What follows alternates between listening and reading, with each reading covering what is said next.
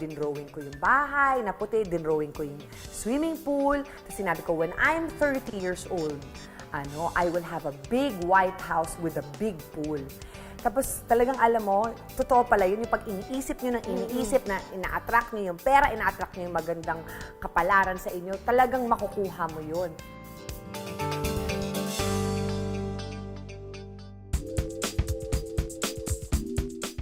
Sa isang subdivision sa Quezon City, matatagpuan ang dream house ng komedyanang si Giselle Sanchez.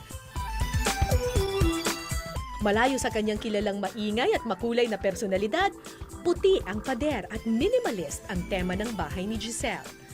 So ito yung bahay na pinagpundaran mo at talagang in-envision mo. Yes, tsaka this is my blood, sweat, and tears. Sabi ko sa asawa ko, huwag ka muna makialam dito kasi gusto kong makita yung pinaghirapan. And it's all white. Oo, 4-story siya, kaya pag tumingin ka sa taas, medyo mahihilo ka lang ng slight. Oo. Pero, masaya naman, masaya. Masaya, this is a happy home. Isa sa mga nakaagaw atensyon ang humigit kumulang 50 pirasong snow globe na makikita sa isang tukador sa sala ni Giselle. Itong mga snow globes na to, kada yung isang hawak mong lugar, Oo. nakapag-perform na ako dyan. So, lahat ng mga pinag-performan ko. Talaga? Ang dami mo nang napuntahang bansa. Pero Really? what is it about snow globes? Bakit ka mahilig sa Bakit snow ba ako sa snow globes? Ewan ko. Pero yung snow globe, parang it brings out the child in you no? Probably. Diba? Probably. Oo. Ang magarang accent chair naman na ito, literal daw na pinaghirapan ni Giselle para lang kanyang mabili. Ito, ginawa to ni Ann Pamintuan. At alam mo bakit ko naalala? Kasi gusto kong bilhin, ayaw ni ibenta. Sabi niya, sorry, but I'm only selling for Europe and US clients. Sabi ko, please, parang ako muna ibenta ko. Lumuhod talaga ako sa kanya. Talaga? Naloka siya. Sabi niya, please, don't kneel. Sige, babentahan kita. Hindi pala niya alam na artista. Kasi si Ann Pamintuan, social yun. Diba? Oo. Hindi siya nanonood ng cable lang ang pinapanood niya. Ito ang pinaka-favorite part ko ng house mo, yung pag nandito ka, tapos tumingin ka sa taas, yung iba't ibang levels ng spiral staircase Tapos mo. ang ending mo blue. Kasi alam mo ba't blue yung sa taas dyan? Oo. Mamaya dadalhin kita dyan. Bakit naman spiral staircase? Para grand entrance. Ginawa niya ni pagbaba. architect Jericho Adriano siya ng bahay. Ganda! Yeah. Very nice. Bawal ang maliliit na picture frame sa bahay ni Giselle Sanchez. Hindi. Kaya naman memorable sa akin to kasi parang ito yung 30th ko eh. Yung 30th ko, ito yung biniless yung bahay. Kumbaga yung 30th ko yung parang may asawa na ako, may baby na ako. So, kumbaga parang nakuha ko na yung mga inaasam-asam ko. At saka, special sa'yo yung 30 years old kasi yun yung sinabi ng nanay mo na at 30, magkakaroon ka ng bahay. Tama ka dyan, ka. Grabe! At nakamit mo talaga yun, ano? God is good. Bata pa lang daw si Giselle, malinaw na ang plano niya sa buhay, ang pasukin ang mundo ng showbiz. Pero nung bata ka pa lang ba, gusto mo na talagang maging artista? Well, alam mo, bata pa lang ako, tama yun. Magaugnaw na yun ko, oy. Ano ibig sabihin Ibig sabihin nun, nun? makapal na talaga yung mukha ko. Sobrang, 3 years old pa lang ako, umaarte na ako sa loob ng kwarto namin. Nila ko yun. Gagayahin ko lahat yan. Gagayahin ko yung mga favorite characters. Tapos kakatok yung mami ko, uy, okay naman, nasiraan ka naman ang ulo. Sabi ko, Mom, uma-acting lang ako. Sa sobrang kagustuhan nga ni Giselle na maging artista, pinili raw niya ang kursong pinakamalapit sa kanyang pangarap. Gusto na dad ko magloko. So ngayon, sabi ko, Dad, mass communication is a pre-law course. Diba? Parang very, very Miriam Jefferson consent. Mass communication is a The pre-law course. So, ganyan. So, pumayag siya. Pumayag siya ngayon. Pero talaga gusto ko mag-artista. Masagot, Lord, baka ito na yung pagkakataon. Kasi talagang sinabi ko na yun ako, sige, kung hindi ako mailalagay sa harap ng pinilakang tabing, kahit doon na lang ako sa likod. Kasabay ng pagiging estudyante, aktibo rin noon sa teatro si Giselle sa UP Diliman, kung saan siya nagkolehiyo. Ito ang nagbukas ng pinto para siya'y mapansin. Paano ka na-discover? nakita ako ni Connie Macatuno, nakita rin ako ng nila Deo Edrinal, nila Enrico Santos. So, parang tinulungan lang ako mag-guesting dito. Tapos finally, tapos pati nag-extra din ako kay Direk Lori Reyes and of course, the great Peque Galiaga sa Shake, Rattle and Roll. So basically, yun ang unang-una kong labas. Bilang extra, kinain ako ng undin sa first Shake, Rattle and Roll. Yes, Giselle. Randy tuloy! Dennis! Ang galing-galing mo sumayaw. Eh, alam mo ba kung sino nag-coach sa akin? Sino? Randy Santiago. Oh, 20 taong gulang pa lamang si Giselle nang magsimula siyang mag-host at umarte. Napabilang siya sa variety show na Salo-Salo Together at ilang sitcom sa GMA habang patuloy na nag-aaral.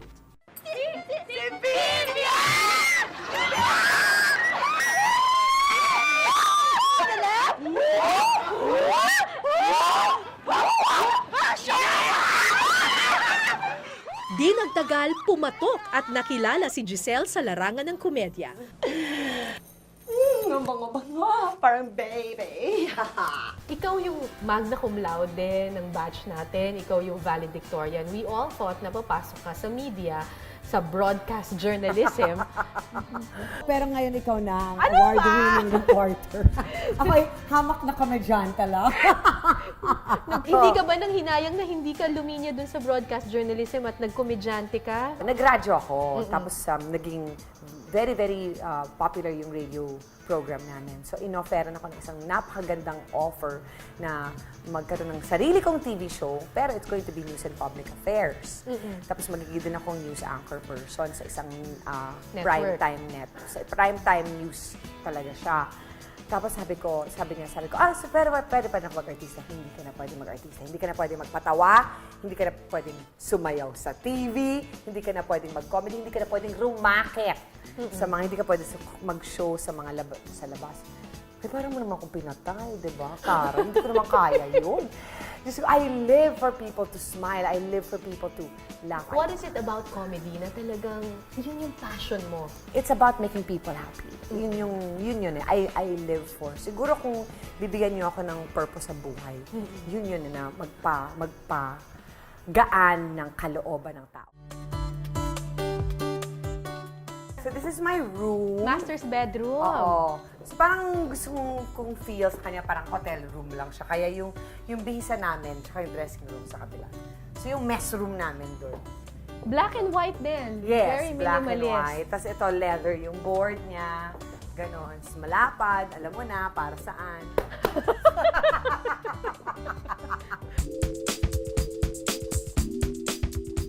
So ito ang iyong walk-in closet. Yeah. Grabe, ang laki. Oo. Pero madaya ako. Kasi ito yung akin, sa likod akin. Yung sa asawa ko, ito lang siya kayo. Kawawa. Tapos Kawawa. talagang color coordinated yung mga damit mo. Lahat ng Yes. green nandito, lahat ng Oo, yellow. parang madali pink. hanapin, di ba? Ang dami mong LV.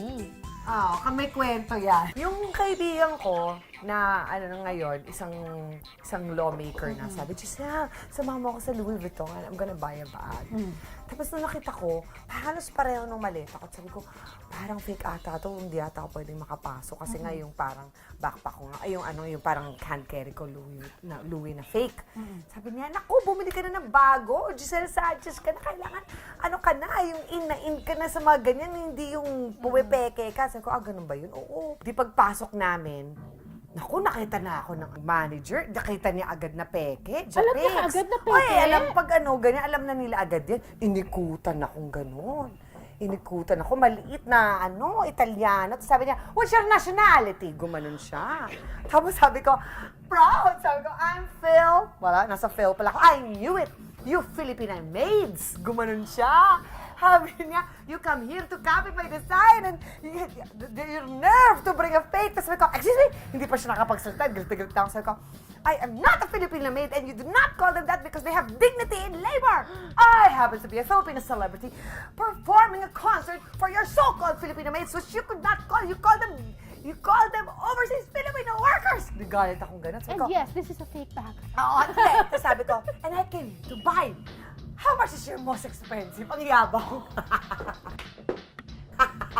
Akala mo naman, malay ko naman baka kasing mamahalin. First time ko pumasok sa Louis Vuitton, so akala ko naman pinakamahal nila, 2,000 pesos, di ba? Parang gano'n. Ito na, pinakita sa akin. Million lira.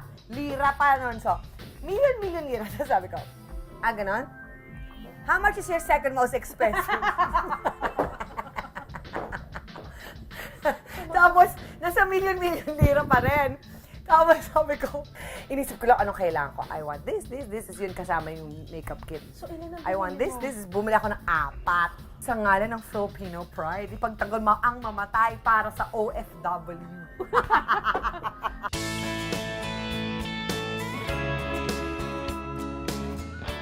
Kung gayoy nabibili na ni Giselle ang anumang magustuhan niya, kabaliktaran naman ito nung siya'y bata pa at kapos sila sa pera.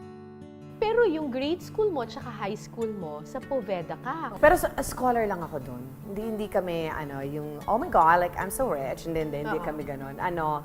Yung parents ko came from, talagang naghirap sila. Tapos, yung crib ko nga dati, karton lang eh. So, paano ka naka-adjust dun sa mga social mong kaibigan at kaklase sa Poveda? Actually, hindi. Hindi ka naka-adjust? Hindi ako naka-adjust hanggang ngayon. Hindi, siguro ang masasabi ko lang is they made me strive. Kasi nga, di ba sabi nila, when you have fire in your belly, then you become a dragon. Parang gano'n, diba? Okay. So, pag gutom yung sikmura mo, parang mas nagsastrive ka. So, I worked harder than most of them. Kung ano-anong racket sa eskwelahan daw ang ginawa ni Giselle para lang may pandagdag siya sa kanyang baon. Nariyan ang pagtitinda ng pagkain sa mga kaklase, pagsasauli ng bote ng soft drinks para sa kanya mapunta ang deposit. Pati pag-tutor, pinasok din niya. Yung principal namin ang gumawa nun, parang nakikita nga nila na, siguro nakita nila nagbebenta ako. Oo. Parang, wag ka na magbenta, mag-tutor ka na lang sa, tapos babayaran ka ng proper rate. Ito rin ang nagtulak kay Giselle para mas magpursige pa sa kanyang mga pangarap. Pupunta ako sa bahay ng kaklase ko. Laki-laki, bahay niya puti, may swimming pool. Sabi ko sa sarili ko parang, isang araw, magkakaroon ako ng malaking bahay na puti at magkaka-swimming pool ako. Tapos tinanong ko sa mami ko yun. Sabi ko, ma, kailan ba ako magkakaroon ng malaking bahay? Sabi niya, siguro pag pag nagtrabaho ka na. Sabi ko, so kailan yun? So, kulit. Tapos sabi ng mami ko, pag 30 ka na. So, sinulit ko yun, pag 30 na ako, when I'm 30. So, in-envision ko yun. Dinrowing ko yung bahay na puti, dinrowing ko yung swimming pool. Tapos sinabi ko, when I'm 30 years old, I will have a big white house with a big pool. Tapos talagang alam mo, totoo pala yun yung pag iniisip nyo ng iniisip na ina-attract nyo yung pera, ina-attract nyo yung magandang kapalaran sa inyo, talagang makukuha mo yun. Higit sa mga material na bagay, ang kanyang asawang si Emil at ang kanilang 2 anak ang ipinagpapasalamat ni Giselle. Ano nagustuhan mo sa kanya? He's everything that I'm not. Opposites siya, attract. He's a listener and I'm a talker. Pasensyosa siya, high-strung ako.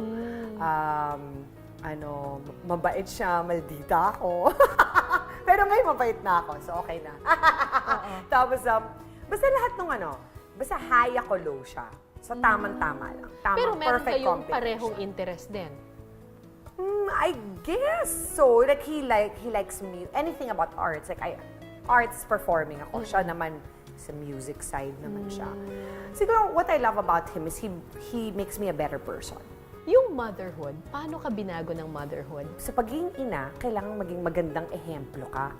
'Di ba? Kung So, hindi maganda ugali mo, gano'n ang magiging anak mo. Pero stricto ako sa mga anak ko. Pag kunyari sa oras ng pagtulog, hindi siya laughing matter. Sa oras ng pag-aaral, hindi siya laughing matter. Sa oras ng pagkain, gano'n. So, mommy talaga ako. Malaki raw ang impluwensya ng ina ni Giselle sa kung anumang narating niya sa buhay. Ang nanay mo, idol na idol mo. Marami ka daw aral na natutunan sa nanay mo. Yung mami ko kasi talaga yung nagsabing, ikaw yung magiging beauty queen at magiging artista. Sabi ko nga, ma, huwag mo na i-push. Siya rin ata yung palaging nagsasabi sa yung maganda ka. Oo. Huwag kang maniwala sa iba. Oo. Kasi, marami rin, kasi diba sabi ko nga sa'yo, nasa Poveda ako, marami rin nagbubuli. Ganon. So, siya talaga yung nag-push sa akin na to have my own self-confidence. And talagang malalaman po, bilang isang ina or bilang mga magulang, kayo talaga ang mag-hone yan eh. Kayo talagang maggagawa ng confidence ng anak ninyo. Kumusta, Master Moon Raven? Sinabi ko na nga bang hindi mo palalagpasin ang motorsiklo derby. Ganap na ngang natupad ang pangarap ni Giselle na maging artista. Umabot na siya ng 2 dekada sa industriya. Hindi ka natatakot na mawala sa industriya, malaos. Natatakot.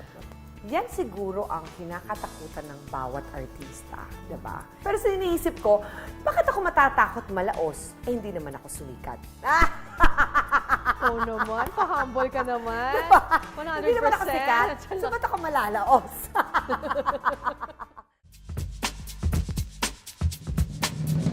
Kung sa walk-in closet si Giselle ang reyna, may sariling teritoryo naman ang kanyang asawang si Emil. Ito yung studio niya. Kasi yung husband mo, photographer. No, hobby lang Hobby niya. niya ang photography. What is this? It's called the rig. So, andyan lahat. The microphone and everything. It's called the camera rig. Yan, ganyan. Galing. Pero ano, Tapos, nagda-drums din siya. so nakita mo yun. Di ba member siya ng rock band? Dati member siya ng rock band, pero ngayon he only performs for God na lang sa ministry, sa Catholic Charismatic Ministry namin. So every Sunday, he performs for church, for God talaga. That's nice. Ang pinakatuktok ng bahay ni Giselle nakalaan sa pinakaimportante sa kanyang buhay, ang Panginoon. Ano siya? Blue siya Glass dahil siya. dito. Blue siya dahil blue yung ceiling. Very nice. Ang serene So dito, no? So, ang lakas ng nice. energy. Parang meron kang simbahan. Oo. Meron kang altar Mas sa may- taas. May special place na pag gusto ko lang magdasal. At yung buong pamilya mo are as spiritual and prayerful as you. Yes, we pray every night before we go to bed as one family. Bilang pasasalamat sa lahat ng biyayang ipinagkaloob sa kanya, oras naman daw para ibalik ni Giselle sa kanyang kapwa ang kanyang mga tinamasa. Tell me about your advocacy. Meron kang foundation. Bilang isang scholar, 'di ba? Naging scholar ako, parang gusto kong ibalik sa mga tao yung yung lalo na sa mga magagaling din, ng mga matatalinong walang pagkakataong makapag-aral, ibalik man lang yung ganun. O, na Nakuha akin mo na yung sa'yo. So Oo. giving back na lang. So giving back. Giving yun, back. no? My name is Giselle Sanchez, ang babaeng pangit sa TV, pero maganda sa personal. Giselle, ang tagal mo na sa industriya. Yak, oo Tapos, nga, kadiri. may staying power ka pa rin. Nandyan ka pa rin. Anong advice mo sa iba pang mga komedyante para hindi sila maging flash in the pan? Yeah. You establish your purpose na bakit ka ba nandito? Bakit ka ba nagpapaligayang tao? Bakit ka ba umaarte? Ano pa ang pinapangarap mo? Ano ang O pinapangarap binigay na ko? ni God lahat? Maraming binigay si God lahat. Pero siguro pinapangarap ko is, yun nga, mamatay na nasa pinalakantabing pa rin ako, nasa harap ng camera. Yung tipong mahal pa rin ako ng tao. Parang, thank you, Lord. Marami pa rin nagpapapicture sa akin. Alam mo yun? Thank you, Lord. Ang dami-dami kong followers sa Instagram. Parang And with ganun. that, thank you very much. Alam mo, hanggat, Thank you. hanggat marunong pang tumawa ang mga tao, hindi ka malalaos. Nako, I love you. Sana talagang magdilang ang hell ka forever and ever. Amen.